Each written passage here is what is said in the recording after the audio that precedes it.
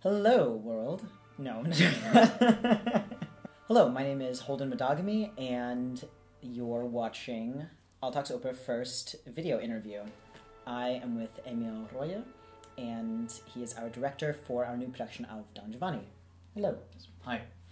Would you like to tell us a bit about your concept for Don Giovanni? Yes, there's so many possibilities in this play. There's so many things you can do with it, because Don Giovanni himself is such a complex character, and the libretto in itself is dealing with so many different things. Mm-hmm.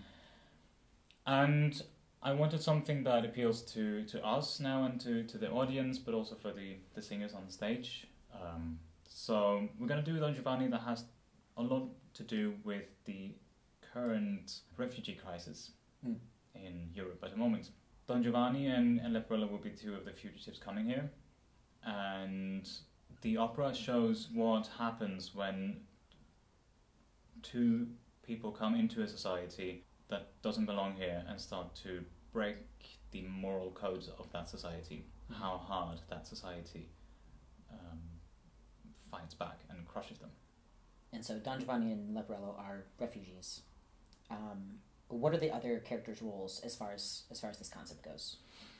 They will represent different parts of the society. We're not talking necessarily about Germany in this context, I have to say, because Germany in itself is doing a lot for the refugees who are coming here. So, and it's a very, very open society. But we have different other countries in Europe that is shutting their borders and cancelling the trains, so that the refugees cannot go through the country even to get to another country.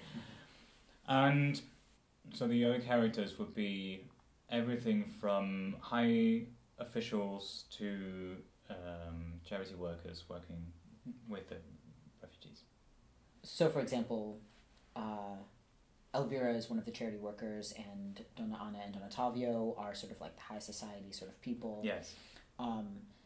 Morally, how do they sort of work into like the setting of Don Giovanni? Because it seems like Don Giovanni and Leporello are sort of like, I don't know, the underbelly of this society in this concept. And then Don Ottavio and Donna Anna. Well, underbelly in the sense that they are coming here, that they are moving into the society, but they're not lower class or working class or anything like that. I would probably Don Giovanni is either upper class or upper middle class from where he's from, because he has a way of presenting himself in a very, very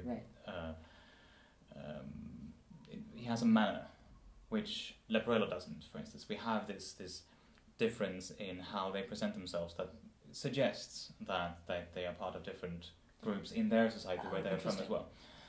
So then Don Giovanni would be sort of the upper class of whatever that society is, and then Leporello would be sort of like lower class, sort of something like that. And maybe they befriended each other when they were traveling from that country to other country. That's one way of seeing it. The other way of seeing it is that they have been friends for a very long time. So they're not necessarily lower class, but they're coming here as newcomers to this society, and therefore can mix into it in a way that we are not used to in the society where we are. As in, this society works in a certain way, and the people who live here are either lower class or upper class, and we kind of have our roles, and we have and sure, you can travel through this system, you can make that class journey and become something else and study and whatever, but you still have a fairly good idea of where people belong in the society. Mm-hmm. So that is something that is threatening to the people in that society if something comes from outside, because they're like, we don't know what this is. Right.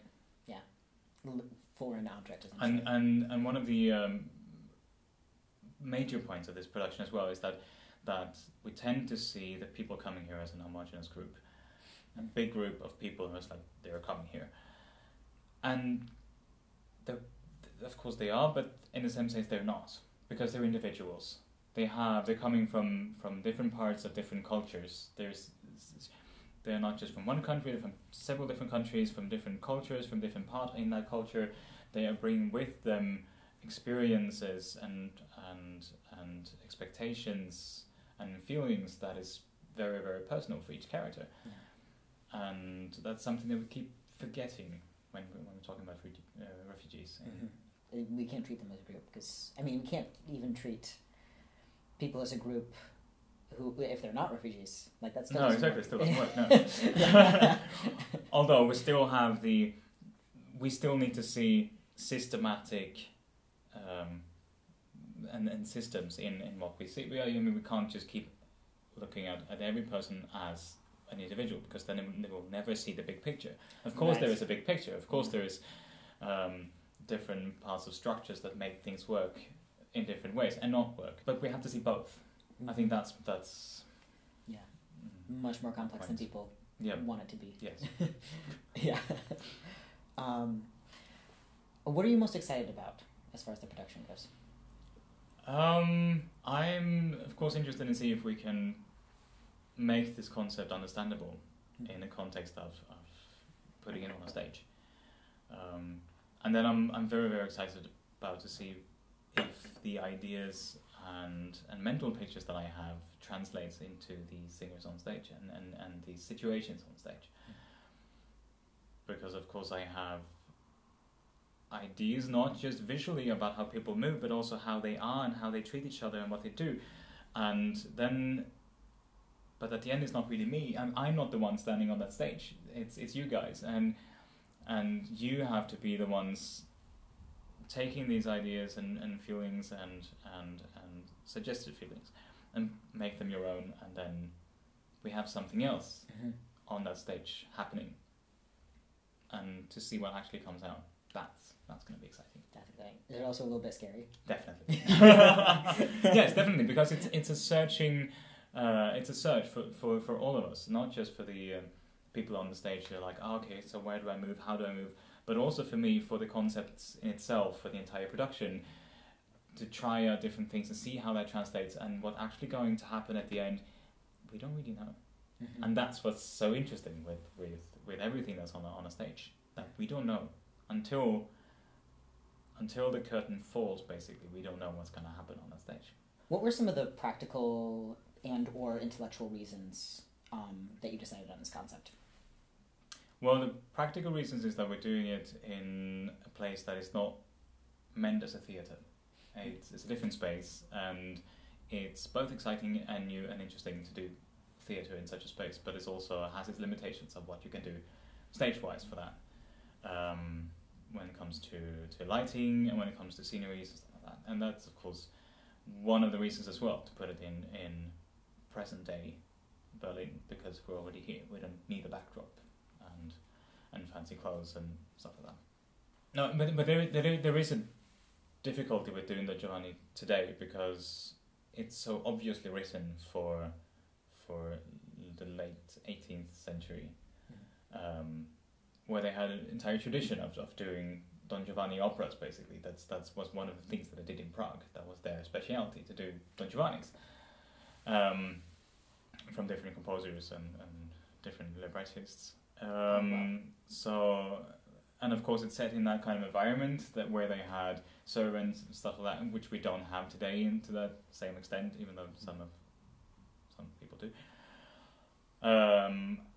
And to put that into present day, of course, we need to work around. We need to find a context where that works and how to deal with that kind of questions. Right. Yeah, because otherwise it gets a little too far away from the audience. I think the audience can relate to something that happened in the 18th century, but it's easier if you put it today. Yeah.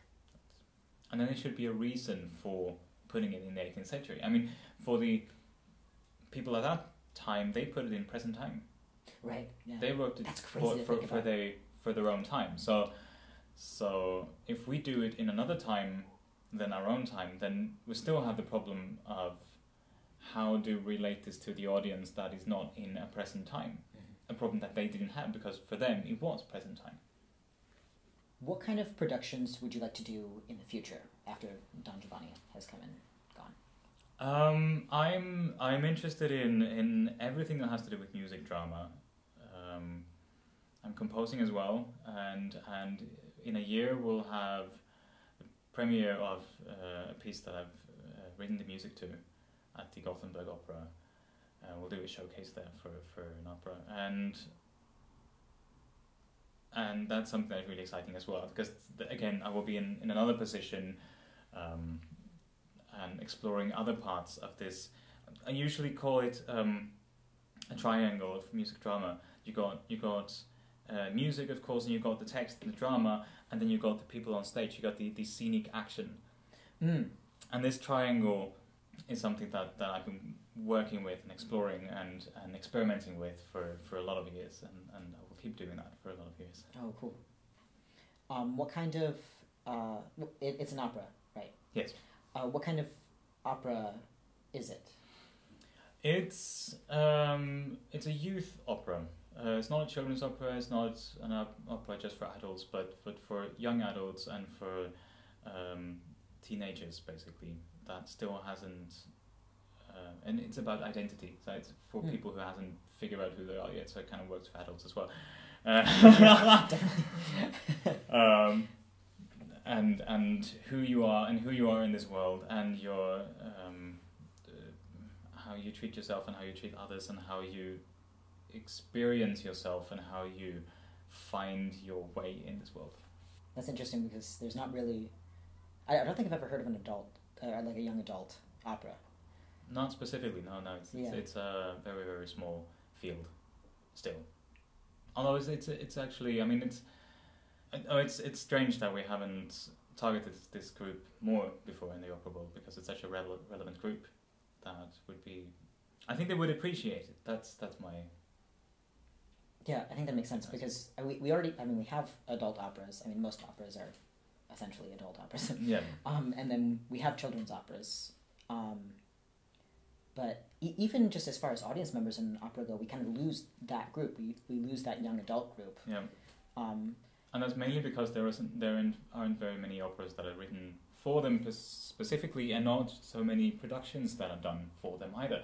I mean, there are operas out there that would be interesting, and some of the best operas out there have something both for the kids and the young adults and the adults. I mean, Zauberflöte is not really a children's opera, but it has elements in it that works, and it's a family production. That's a family opera, and therefore it works.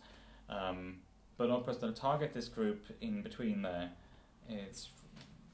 there's very many operas out there that has to do with identity and who you are and how you want to present yourself to the world. I mean, Bluebird is one of them. Oh yeah. But it's usually done in to such a level of symbolism that it doesn't appeal to a younger crowd. Mm-hmm. For a last question, what do you like most about working with singers, and what do you dislike most, if that is a relevant question? Definitely. I can start with a dislike. It's very short. I dislike singers who only sing. And it's a bit dangerous that we call them singers. I'm not going to go into that discussion, but sure. But if you're standing on an opera stage, then you are more than just a singer. Then you have to have a different skill set and mindset than just a singer. Mm-hmm. But I love working with the people who has that and who comes in with their entire field of experiences and their body and their voice, and to explore this character that they're doing in relation to the other characters and bodies on the stage. That's one of the things in this triangle, the physic action, that is put in, and it's different for every cast. And now for Don Giovanni, we're working with 2 casts. So it's going to be 2 different performances, 2 different operas, basically. The main concept is the same, but what's actually going on the stage will be different, because singers bring in themselves, and therefore it's a different production. Yeah.